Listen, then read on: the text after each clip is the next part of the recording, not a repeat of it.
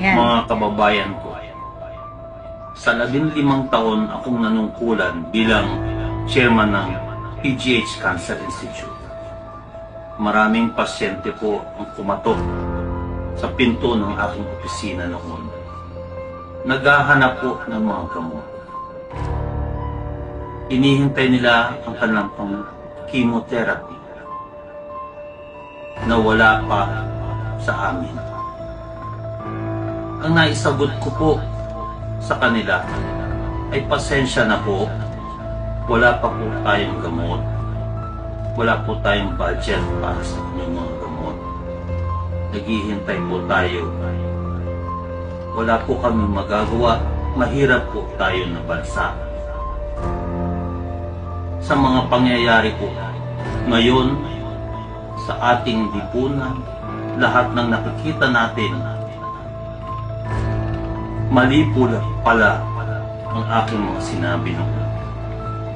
Hindi po pala wala tayong pera bilang bansa. Mayroon po tayong pera, nasa bulsa po ng mga tao walang konsyensya. Sana po ang nagpapasasa sa mga pera na ito ay makita na may mga pasyenteng namatay dahil sa kanilang pagkuha ng pera na dapat ay naibili ng mga gamot. Hustisya ang isinisigaw ng bayan. Ang mga malamig na tiyan at malamig na mga paa na nakababad sa baha ng mga taong nakatira sa lansangan, sila po ang mga sumisigaw ng hustisya, katarungan. Iyan pa ang kapalit ng mga pagbili ng mga kotse na mamahalin, ang pagkain sa mga mamahaling hotel, ang pagtapo ng pera sa mga kasino.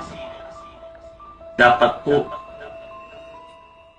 ang buhay ng bawat mamamayan na naghirap dahil sa korupsyon ay sagutin ng bawat mga mambabatas, mga kawani ng DPWH, lahat po ng involved sa mga itong proyekto na dapat ay nakakatulong sa tao, yung pala ay hindi man lamang po makikita ang anino ng mga proyektong ito. Ito po ang inyong kasalanang malaki sa ating bayan. Sana po ay makonsyensya po kayo lahat.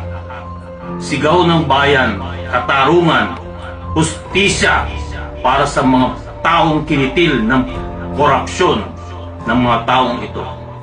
Maraming salamat po.